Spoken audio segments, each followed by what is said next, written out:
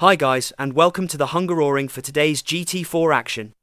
A few weekends ago, we saw that spectacular GT4 race on the streets of Macau, tight walls, huge drama, but sadly, we don't have that circuit available here in Assetto Corsa.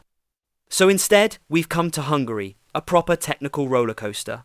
Long corners, tricky braking zones, and barely a moment to breathe. It's the perfect substitute, and honestly, it's a brilliant track for GT4 machinery. And speaking of machinery, we are behind the wheel of the Porsche 718 Cayman GT4, raced by Benjamin Mazatis and Konstantin Scholl.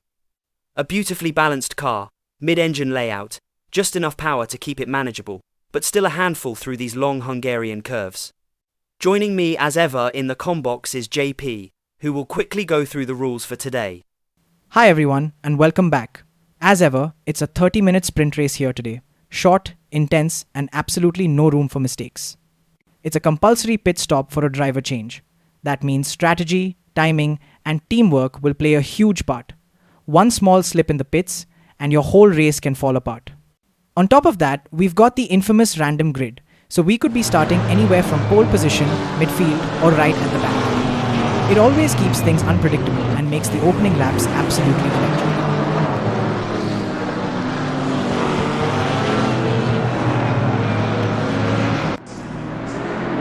Okay, it's lights out in Hungary. Fantastic traction, but look at the chaos behind. Two BMWs fanning out, Mercedes trying the inside. This midfield is absolutely packed into. Turn one. Let's just enjoy the first lap until the pack fans out.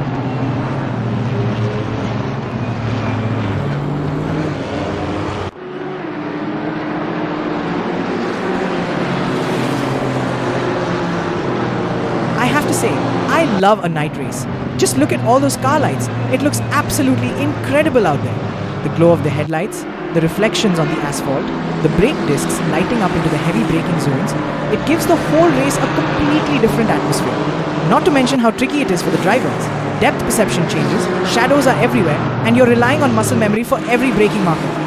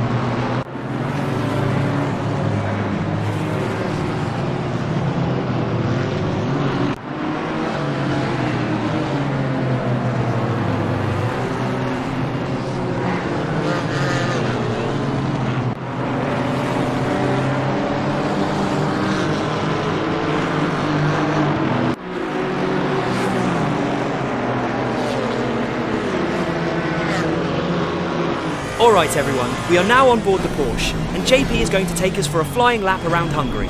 There's my braking marker, 120 meters, hard on the brakes, down to second gear. Turn in late for turn 1, let the car roll, good grip on exit, run it right out to the curb.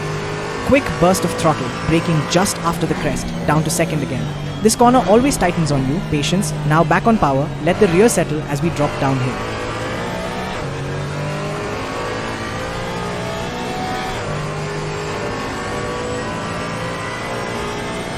Coming up to turn 4, blind entry. Brake lightly, turn in before you can even see the apex, trust the line, and there it is. Car feels planted, nice rotation, accelerating hard on exit.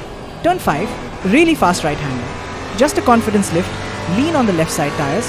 The Porsche loves this, super stable. Back on the power early.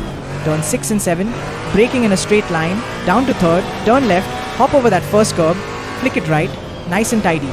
You don't want to overdrive the chicane. Smooth is quick.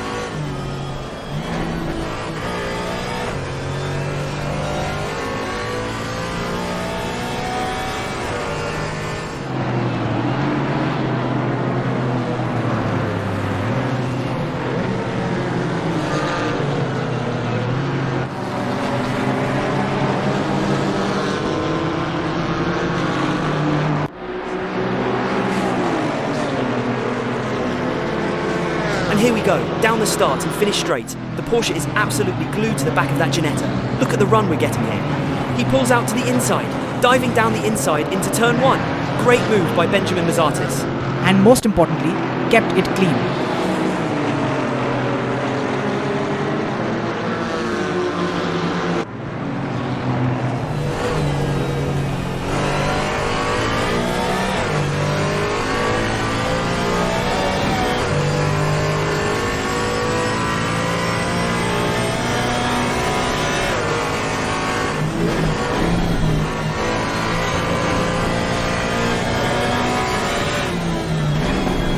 We're now officially at the halfway point of the race, sitting in P9, and here comes the crucial phase. The pit stop window is open. You have a full 10 minutes to get that compulsory driver change done. This is where races can be won or lost. You've got to hit your marks. No penalties, no rushing. And look at the pit lane, cars already diving in. Everyone wants the clean air, the fresh mindset from the second driver, and to avoid getting boxed in by traffic. Strategy here is key. If we stay out 1 or 2 extra laps, we might leapfrog a couple of cars. But the tires are starting to fade, so it's a balance between speed and opportunity. Hang on, is it raining? I can't quite tell from the onboard, but we're definitely starting to lose grip here, and we've just understeered straight into the barriers. That confirms it. It is raining, and the Porsche's taken a big hit on the outside of the corner. Yeah, that was inevitable with how slippery it's gotten. The front just didn't bite at all. Absolutely no grip. Once the car washed wide, there was nothing Mazatis could do. That's a heavy impact. Mazatis is in the pits now, and not just for the driver change. Then we will have to fix the entire front end of that Porsche. That's going to be a really long stop. And every second counts. Remember, GT4 pit stops are usually only around 30 seconds, maybe a bit more with the driver change, but this, we're talking multiple minutes in the box.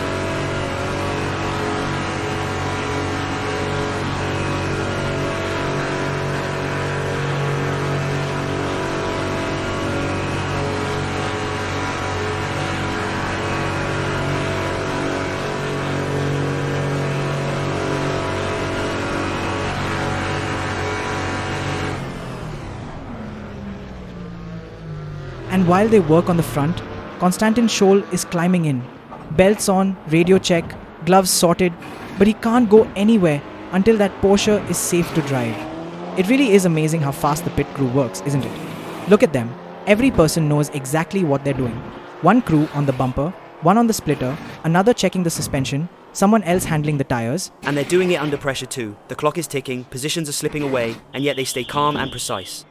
And credit where it's due. Keeping their composure in these conditions is huge. Wet pit lane, cold tyres, damaged car, and they're still working like absolute professionals. Exactly. You can lose a race with a bad stop, but you can also save one with a stop like this. They're giving Scholl the best chance possible to get back out there.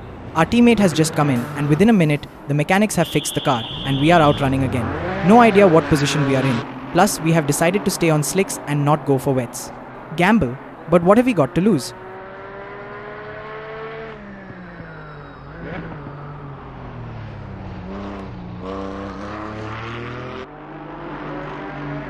As we run the laps down, you can see we still have no idea what position we're in. We can't seem to get the number on the front of the screen yet. The timing tower just refuses to update. The pit stop, the repairs, the weather, everything scrambled the order. And with the rain causing chaos, half the field pitted earlier, half later, honestly, it's a nightmare for the computers. But here's the strange part, we're catching back markers, and we're catching them quickly. Which doesn't add up. After that long stop for repairs, you'd expect us to be well down the order. But the Porsche is slicing through cars that are definitely slower. Either the damage was lighter than we thought, or a lot of drivers have had trouble in this rain. Spins, offs, slow laps, maybe half the field got caught out in those slippery conditions. You know what? I think it's actually stopped raining. The cars aren't kicking up spray anymore, and the visibility looks a lot clearer. And remember, we're on slicks right now. That's a massive twist. If the rain's stopped and the track is drying, slicks will start to come alive again. The question is, did everyone else panic and switch to wets during their stops? I think the car just said we are P1. What? And that would explain why we're catching the cars ahead so quickly. If they're on wet tires and the track is drying, they'll be losing seconds per lap.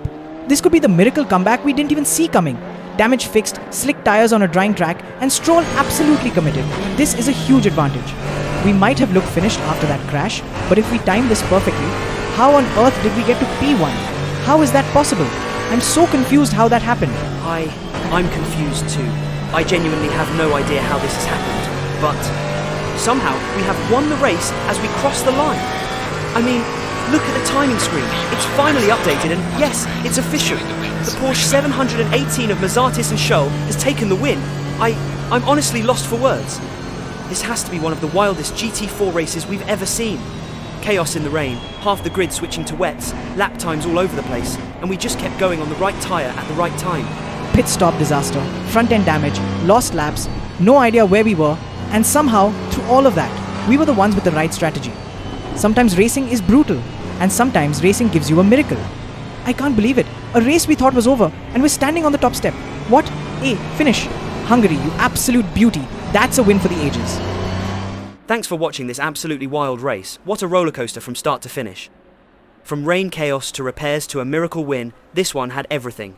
We hope you enjoyed the ride as much as we did. And if you did, please remember to like the video and subscribe to the channel for more GT racing action, onboard laps and unpredictable moments just like this. We'll see you in the next one. Until then, keep it pinned and keep racing. Oh, by the way, the Mercedes and the Audi have wets on. Look.